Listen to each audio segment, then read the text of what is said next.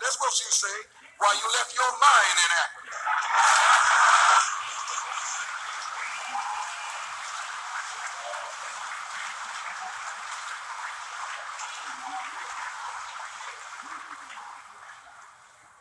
On that same plantation, there was the field Negro. The field Negro, those were the masses. There was always more Negroes in the field than there was Negroes in the house. The Negro in the field caught hell. He ate leftovers. In the house, they ate high up on the hog. The Negro in the field didn't get nothing but what was left of the insides of the hog. They call them chitlins nowadays. In those days, they call them what they were, guts. That's what you were, a gut eater. And some of you all still gut eaters.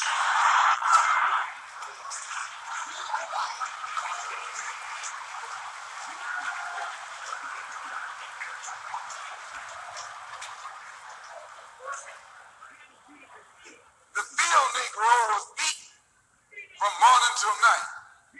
He lived in a shack, in a hut. He wore cast-off clothes. He hated his master. I say he hated his master. He was intelligent. That house Negro loved his master. But that field Negro, remember, they were in the majority. They hated his master. When the house caught on fire, he didn't try and put it out. That field Negro prayed for a wind, for a breeze. When the master got sick, the field Negro prayed that he died. If someone come to the field Negro and said, let's separate, let's run, he didn't say, where are we going? He said, any place is better than heaven.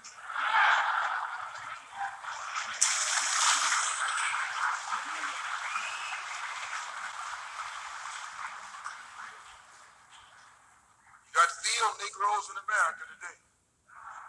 I'm a field Negro.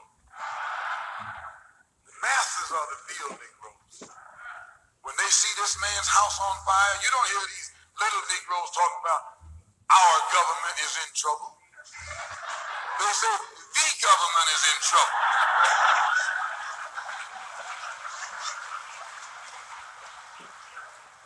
Imagine a Negro, our government. I even heard one say our astronauts. They won't even let him near the plant. And our astronauts, our Navy, that's a Negro that's out of his mind. That's a Negro that's out of his mind. Just as the slave master in that day used Tom, the house Negro, to keep the field Negroes in check. The same old slave master today has Negroes who are nothing but modern Uncle Toms, 20th century Uncle Toms, to keep you and me in check, keep us under control, keep us passive and peaceful and non-violent. That's Tom making you non-violent. It's like when you go to the dentist and the man is going to take your tooth. You're going to fight him when he starts pulling. So they squirt some stuff in your jaw called Novocaine to make you think they're not doing anything to you. So you sit there and because you got all that Novocaine in your jaw, you suffer peacefully.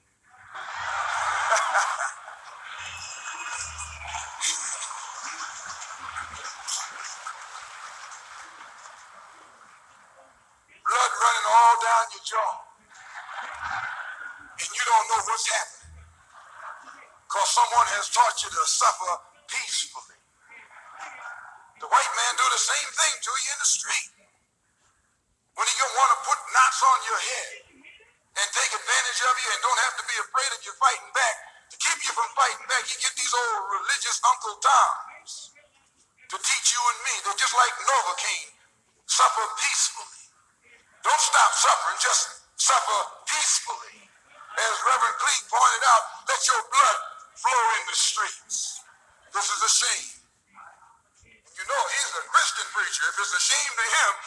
know what it is to me.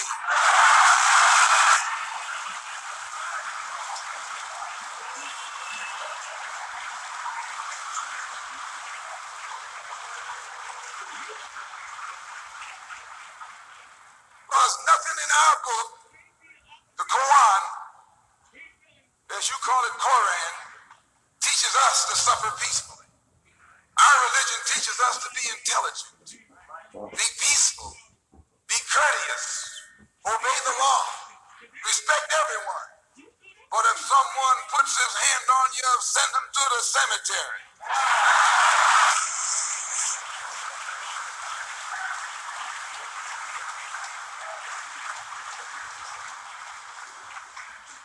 That's a good religion. In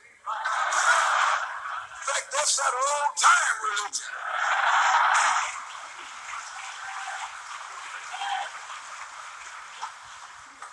That's the one that Ma and Pa used to talk about. An eye for an eye, and a tooth for a tooth, and a head for a head, and a light for a light. That's a good religion. And then anybody, no one resents that kind of religion being taught but a wolf who intends to make you his meal. This is the way it is with the white man in America. He's a wolf, and you a sheep. Anytime a shepherd, a pastor, teach you and me not to run from the white man, and at the same time teach us don't fight the white man, he's a traitor to you and me. Don't lay down our life all by itself. No. Preserve your life. It's the best thing you got. And if you got to give it up, let it be even Stephen.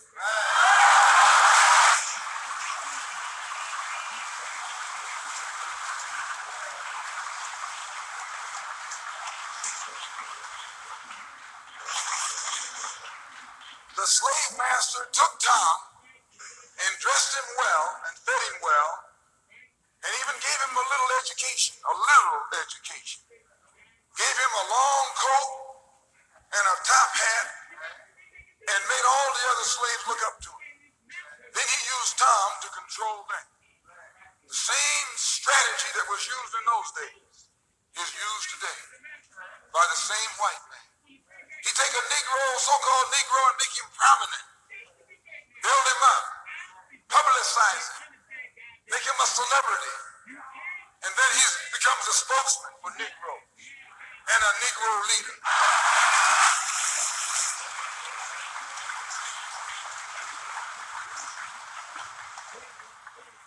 I would like to just mention one thing else quickly, and that is the method that the white man uses, how the white man uses these big guns or Negro leaders against the Black Revolution.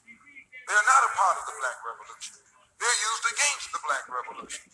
When Martin Luther King failed to desegregate Albany, Georgia, the civil rights struggle in America reached its low point. King became bankrupt almost as a leader.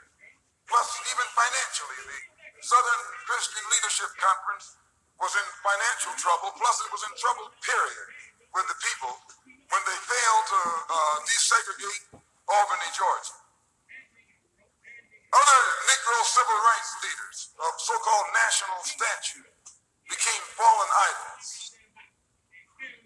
As they became fallen idols, began to lose their prestige and influence, local Negro leaders began to stir up the masses. In Cambridge, Maryland, Gloria Richardson.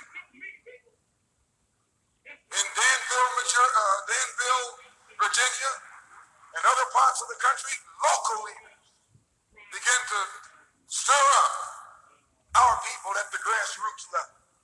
This was never done by these Negroes whom you recognize of national stature.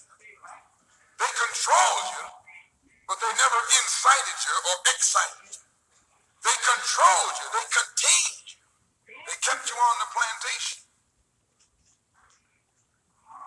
As soon as King failed in Birmingham, Negroes took to the streets. to California to a big rally and raised about, I don't know how many thousands of dollars. Come to Detroit and had a march and raised some more thousands of dollars.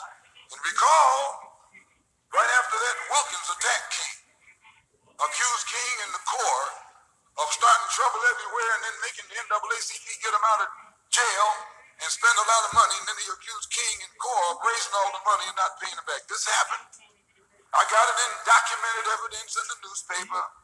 Roy started attacking King, and King started attacking Roy, and Farmer started attacking both of them. And as these Negroes of national stature begin to attack each other, they begin to lose their control of the Negro masses. And Negroes was out there in the streets. They was talking about, we're going to march on Washington. By the way, right at that time, Birmingham had exploded, and the Negroes in Birmingham, remember, they also exploded. They began to stab the crackers in the back and bust them upside the head. Yes, they did. That's when Kennedy sent in the troops down in Birmingham. So, and right after that, Kennedy got on the television and said, this is a moral issue. That's when he said he's going to put out a civil rights bill. And when he mentioned civil rights bill and the Southern crackers started talking about they were going to boycott it or filibuster, then the Negroes started talking about what? We're going to march on Washington, march on the Senate, march on the White House, march on the Congress, and tie it up, bring it to a halt. Don't let the government proceed. They even said they were going to go out to the airport and lay down on the runway and don't let no airplanes land. I'm telling you what they said. That was revolution. That was revolution. That was the black revolution. It was the grassroots out there in the street. Scared the white man to death. Scared the white power structure in Washington, D.C. to death. I was there. When they found out that this black steamroller was going to come down on the Capitol, they called in Wilkins. They called in Randolph. They called in these national Negro leaders that you respect and told them, call it off. Kennedy said, look, y'all let this thing go too far. And old Tom said, boss, I can't stop it because I didn't start it.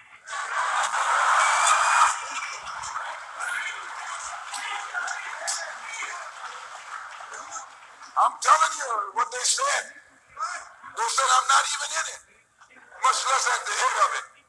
They said, these Negroes are doing things on their own. They're running ahead of us. And that old shrewd fox, he said, well, if you all aren't in it, I'll put you in it. I'll put you at the head of it. I'll endorse it. I'll welcome it. I'll help it. I'll join it. A matter of hours went by. They had a meeting at the Carlisle Hotel in New York City. The Carlisle Hotel is owned by the Kennedy family. That's the hotel Kennedy spent the night at 2 nights ago. Belongs to his family. A philanthropic society headed by a white man named Stephen Currier called all the top civil rights leaders together at the Carlisle Hotel and told them that by you all fighting each other, you're destroying the civil rights movement. And since you're fighting over money from white liberals, let us set up what's known as the Council for United Civil Rights Leadership. Let's form this council, and all the civil rights organizations will belong to it. And we'll use it for fundraising purposes. Let me show you how tricky the white man is. And as soon as they got it formed, they elected Whitney Young as the chairman. And who you think became the co-chairman? Stephen Currier, the white man. A millionaire. Powell was talking about it down at the Cobo today. This is what he was talking about. Powell knows it happened. Randolph knows it happened. Wilkins knows it happened. King knows it happened. Every one of that so-called Big Six. They know what happened. Once they formed it, with the white man over it, he promised them and gave them $800,000 to split up between the Big Six. And told them that after the march was over, they'd give them $700,000 more. $1.5 million split up between leaders that you've been following, going to jail for, crying crocodile tears for. And there's nothing but Frank James and Jesse James and the brothers.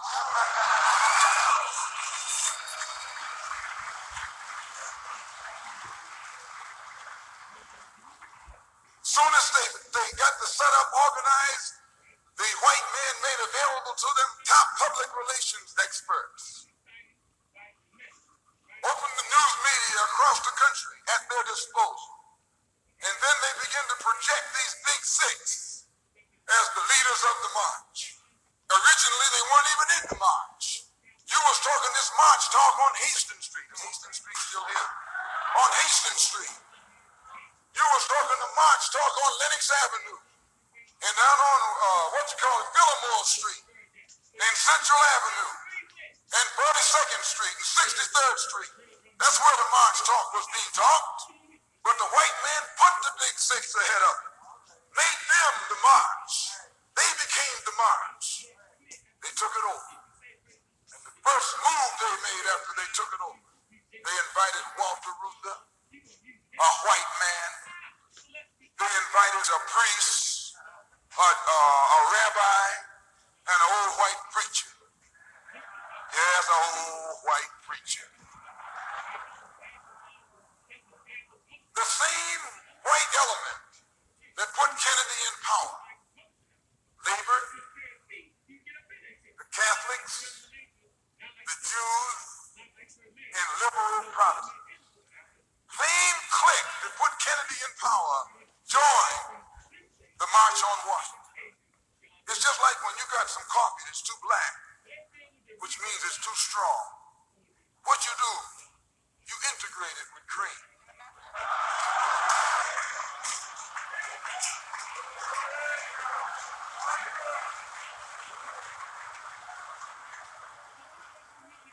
You make it weak. If you pour too much cream in, you won't even know you ever had coffee. It used to be hot, it becomes cool. It used to be strong, it becomes weak. It used to wake you up, now it'll put you to sleep.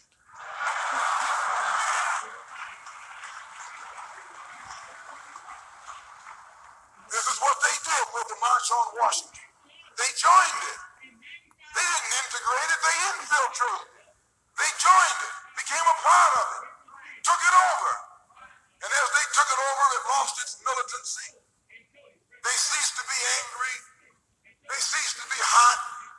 They ceased to be uncompromising. Why, it even ceased to be a march. It became a picnic, a circus. Nothing but a circus with clowns and all. You had one right here in Detroit. I saw it on television with clowns leading, white clowns and black clowns. I know you don't like what I'm saying, but I'm going to tell you anyway, because I can prove what I'm saying. If you think I'm telling you wrong, you bring me Martin Luther King and A. Philip Randolph and James Farmer and those other three, and see if they'll deny it over a microphone. No, it was a sellout. It was a takeover. When James Baldwin came in from Paris, they wouldn't let him talk because they couldn't make him go by the script. Burt Lancaster wrote the speech that Baldwin was supposed to make. They wouldn't let Baldwin get up there because they know Baldwin liable to say anything. They controlled it so tight, they told those Negroes what time to hit town, how to come, where to stop,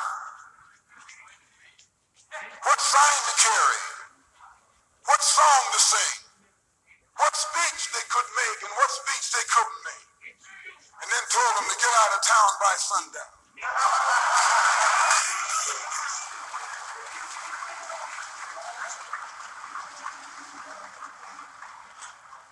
Every one of those towns were out of town by sundown. Now I know you don't like my saying this, but I can back it up. It was a circus, a performance that beat anything Hollywood could ever do. The performance of the year. Reuther and those other three devils should get a Academy Award for the best actors because they acted like they really loved Negroes and fooled a whole lot of Negroes. And the 6 Negro leaders should get an award too for the best supporting cast.